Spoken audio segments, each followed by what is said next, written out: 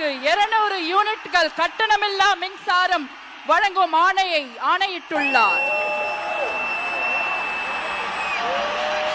மாண்புமிகு தமிழ்நாடு முதலமைச்சர் அவர்கள் பெண்களின் பாதுகாப்பினை மேம்படுத்தும் பொருட்டு தடுப்பு மற்றும் பாதுகாப்பு யுத்திகளை முதன்மை மற்றும் ஒற்றை இலக்கை கொண்டு செயல்பட சிங்கப்பெண் சிறப்பு அதிரடி படையை உருவாக்குவதற்கு ஆணையிட்டுள்ளார்.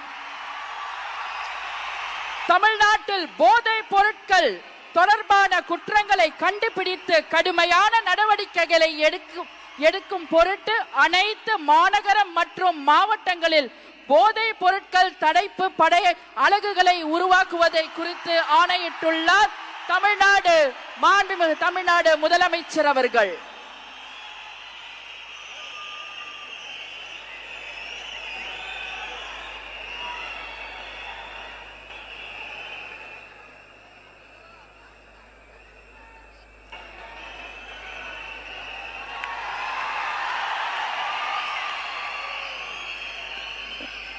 மேலும் வீடியோக்களுக்கு சேனல் சப்ஸ்கிரைப் செய்யவும் மற்றும் நோட்டிபிகேஷன் பெல் ஐகான் கிளிக் செய்யவும்.